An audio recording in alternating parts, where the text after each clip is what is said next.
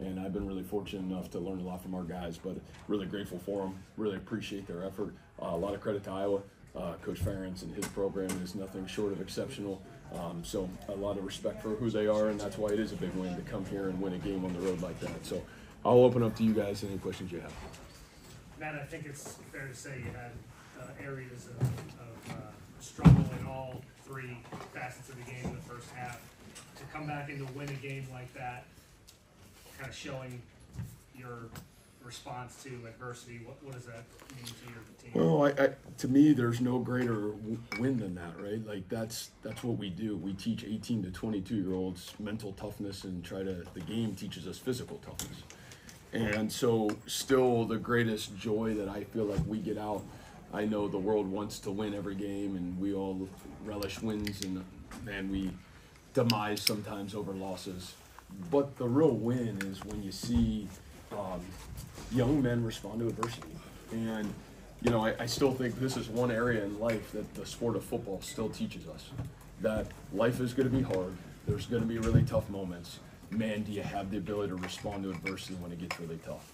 And I feel like what this group has been through, quite honestly, since the last 14 months, it's been a lot. And, you know, I feel like they laid a great foundation a year ago of how to handle success and failure.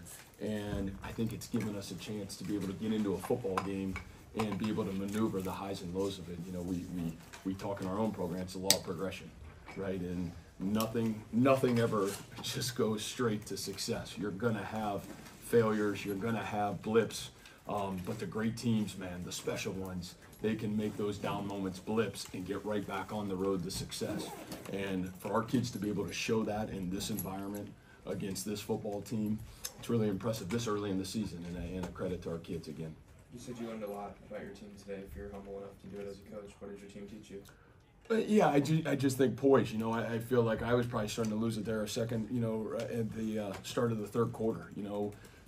And the frustration was that nobody but myself. You know, we had some pre-snap penalties, you know, that those are things that, you know, that's coaching, that's not playing. And I think the reality of that is we have to clean those up because we will be in these environments again. And so, you know, again, there was probably a second where I was ticked at myself, and, you know, I think we got a 3-and-out. I think we had the ability to get Darian made the interception is what happened. And the game really swung from there. And again, our game captain today is Darian Porter, right? I mean, the ultimate team player here for the last 6 years is the guy that makes the play that swings the tide. And most selfless, most incredible human on our football team, and that guy makes the play to swing the tide. Again, we all learn life lessons if we're humble enough to learn from them. You talked a lot about Conradi and the faith you have in him. And walk us through your day with him today after he misses the first and then obviously finishes strong. Well, I didn't even, you know, I didn't flinch much when we missed it, just because it was like, man, the kid didn't get a chance to kick a field goal last week, right? And so I was just glad that it was still a 2-score game. I think it was 13-0 is what it was. And, you know, so I thought from my end of it, you know, I'll be honest with you, I didn't think anything of it. And I just have such faith in him, because I think you guys that cover us, we talked about it, is, man, I watched this guy kick a 64-yarder in the last fall camp in a 2-minute drill right at the end of the scrimmage. And I think, to me, it's like any other position when you have the ability to do those things, it's powerful. And when you miss, do you have the ability in the kicking world to self-correct? You know, it's like I told you, I hate to tell you guys, I don't know I can't coach kicking, right? Like, I don't know, if somebody can, I'd love to see them, but like, I can't. But I can at least understand mentality, and I can understand the ability. It's you have to have an elite craft. And that's what Kyle's shown. He showed it midway through the season last year. He put the heat on last year, and then you just watched him grow. So credit to him. I know he's from this state. What a big moment for him and his family. His family went through some tough times this offseason, and for that kid to step up in a critical moment, and, you know, for his dad and his mom, that's what our sport's about. So I'm really proud of him. Did he earn his scholarship today? Well, I'm not even going to use that response, but yes, at some point he will be on scholarship as fast as we can go. Yes. Matt, how hard is it to find that poise in a game versus before a game, or especially a series that maybe you haven't Well, brought out the best. I think that's why our sport's crazy, and you cover it as good as anybody. College football's nuts because you're asking 18 to 22-year-olds and we've created chaos in college football on top of everything else, but you're asking them to be mature in critical moments and have the maturity and the poise to work through hard things. That is what football, and again, it's not like any other sport. There's only 12 games. I always say basketball, you can play great on Tuesday or bad on Tuesday, you get to play again on Saturday and nobody cares. Football, you get 12 guaranteed opportunities, you better be your best every Saturday, right? Man, you play baseball, you play all these sports, like, man, our sport, 12 games, that's all you get to be your best. And so it does take the teams that have elite success in our sport, it still takes mental toughness. I don't care if it's Georgia or if it's Ohio State or if it's Iowa State. Like, if you want to reach your full potential, you want to be the best, you better have great mental toughness because you're going to come into games like this that's not always going to go perfect, but can you get yourself back on track? Again, the law of progression. Man, can I get myself right back on progress? And, I thought our kids really grew up to. That's the best I've seen Iowa State in my time here have the ability to respond in a football game in an environment like this. I've never seen it. So hats off to our leadership for sure. Matt, when Porter had that pick early in the third quarter, your sideline seemed to go just absolutely crazy. Was it something that they were looking for, expecting? No, I think we thought it was going to be a shot play down the field. So to be honest with you, and I think we were all yelling shot play down the field.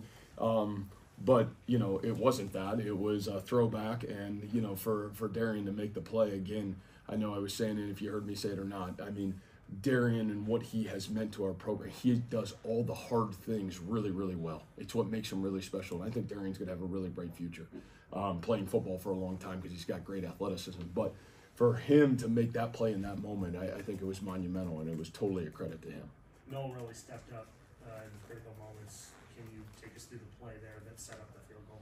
Yeah, it's one of our kind of, if you would deem end-of-game plays, and honestly, it was a play we didn't practice all week, but it's a play that's in our back pocket of the ability versus that coverage, that if we're going to get it, it's ability for us to push the ball down the field. And, Jalen, what him and Jaden have meant to our team. I mean, Higgins catch two in the end zone. I mean, I don't know if it's like a great ball, but he goes and makes the play. Like, you got to win the moments, right? I mean, not only do you have to have poise, but you got to win the moment. And man, for Jalen to make that play, you're right, it's huge. And I thought Coach Mouse had great poise. I mean, got to give him credit. Coach Haycock had great poise today. I thought those guys did a great job calling the game. They just kept plugging away. And again, we're playing a really good football team in a really hard environment. And so for our kids to be able to hang in there and make the plays that they needed to make in critical moments, I thought it was big. How did you guys have success in the red zone defensively, especially early? Yeah, you just got to play the next play. Our theme, and you probably heard me say this. I'm sure you'll be all over me at some point, but I still believe this. It's like you got to win one moment at a time. You got to win one play at a time, and you certainly have to win one situation at a time. And if I looked at last week, I didn't think we did a great job situationally. On offense, we were able to do some good things, but on defense, I think we kind of left there saying, man, that's not the defense we want to be or we believe we can be. And it was something we talked about a lot internally this week was, man, we got to be better situationally. Like, let's not worry about the scoreboard. Let's just worry and play whatever situation comes our way. Let's play the situation out. And that's, I think you've covered us enough to know, man, we do a lot of that in fall camp. We play a lot of situational football. I try to create as much chaos as I can in practice for the opportunity that this is kind of game. And you got to be ready to get to 2-minute offense, or you got to get ready to go down and play in the goal line. And you got to play. Sudden change today happened on both sides of the ball, and we were able to respond. And so, again, our credit to our coaches and our kids to hang in there and make those plays. But I thought we grew there, again, week 1 to week 2. I thought we made good steps defensively today for sure. Coach, what's your state of Rocco at halftime? Yeah, man, just hang in there. I really felt like we were moving the football. I think you look at the video, like, daggone, like even on the 1-yard line, like we got it to 3rd and 2, right? I mean, on the first drive of the game, and you can't be in any worse spot to get the ball to start the game, right? At the 1-yard line down there with, everybody screaming at you, which didn't sound like they're saying nice things to anybody. But the reality of it is, like, man, I thought we were moving the ball. We were hurting ourselves on 3rd down in pre-snap operation. Not even the play. Not even like the play. It was the pre-snap operation. So, you know, I just said, man, hang in there. We felt like we got this whole game plan. We got all these good plays, and we haven't even got to call half of them because we're kind of screwing it up. So, you know, it was really just hang in there. You know, and again, what makes Rocco special? Like, nobody's brought his name up, but like, what makes that guy special? Man, what you saw today is what makes that guy special. To be able to come back, man, you throw an interception in the first half, you know, and to be able to come back and have the poise and the discipline, and some of those throws he made were incredible in the second half. So really proud of Rocco. For the first three quarters, they had good success running the ball, but in the fourth quarter, you guys stopped them. What adjustments did you guys make defensively to slow that down? Yeah, you know, I just think we had to be a little bit. They were really doing a great job into the boundary with the run game, and you know, we were almost like they were able to get a half for a hat. We were able to plus and get an extra hat there. We made some good adjustments late in the third quarter. But credit to them. They had a really good scheme. They were able to crease us, and that's a really good tailback, you know. But I thought our ability to adjust, Coach Aycock, our defensive staff, they did a great job adjusting. And What about- second quarter? Iowa's got the ball first and goal at the 1, first and goal at the 3. Comes out with 6 points out of those 2 sequences. Can you take me through those 2 sequences and how big that is to go into halftime down just 2 scores? Yeah, and that's what I was saying. You know, I really felt that was the game. That's why I didn't even notice that, and to be honest with you, that Kyle missed the field goal. You know, I was just glad we were able to put a great 2-minute drive together at the end of the half. I thought it gave us some confidence. But those, when we were able to make those big stands down there, I really felt like, man, the momentum was going to kick back to us because I knew we were going to get the ball in the second half to start the second half. So, again, great credit to our defense, and man, we got the ball in the second half. We started off with a penalty, right? I think on the kickoff, which was crap, and crap on our end, not anybody else's end. And then the ability for, you know, then we got to punt it again, and then, you know, for Darian to make that play, it really swung the tide. But yes, you're 100% right. If we don't make those red zone stops, we don't win the football game. And we'll take one more. Young linebackers, obviously, kind of learning on the job with replacing Caleb and Will. What did you make of their play that kind of found their groove in this game? Yeah, I think the biggest thing that I would just say is, I mean, that's hard. Yes, a true freshman to start his first game here at Iowa, right? I mean, that's not easy. And Cale is a very mature football player, but how he played, it certainly looked positive. We'll get a great understanding of that after we watch the video. I mean, to watch what, you know, some of these guys are doing that we're asking to step up, and, you know, those guys that covered us, I mean, our 3 starting linebackers are out, right? Like, I mean, Carson Willich is out. You know, obviously Will McLaughlin is out, and then Caleb Bacon's out. I mean, so you got 3 starting linebackers that are out, and the young men that have stepped up, Cooper Ebel, man, he's been exceptional. I thought he played really good last week. I thought he played really good again today. And then obviously what it's looked like the rest of the way, it's been really impressive. But that's football. Like, nobody cares that we got those people out. Like, the reality is the next guy's got to step up and play, and that's football, and that's what makes it special. I know you believe in your team, but how many times today were you a play for maybe being out of the game? Just because of how they play, how good they are defensively? Yeah, I think that's why I was so ticked, right? Like, I was so ticked that I felt like I was letting this team down because I felt like, man, we were teetering on the edge of, man, right on the edge of it. And again, it's our kids stepping up and making the plays that got us out of the rut. And you know, that is still the fun thing about football is you get to play it, and the players make the plays. You know, the coaches don't. We just try to not screw it up. But man, the players got to make the plays. And so but I felt like we were teetering on the edge the whole time, to be quite honest with you. Yeah. What do you think your players will take away from this day? Yeah, I think that we grew forward. You know, like. And again, I think this is hard. Like, and I'm going to just say this probably respectfully. Like, our goal is not to win one game. Like, I know I've been here for 9 years, and I probably tick our fan base. Like, I'm not trying to win one game. I'm trying to win them all. And the reality of it is, we haven't won a championship here. We're trying to create a championship mentality, and we've been damn close here.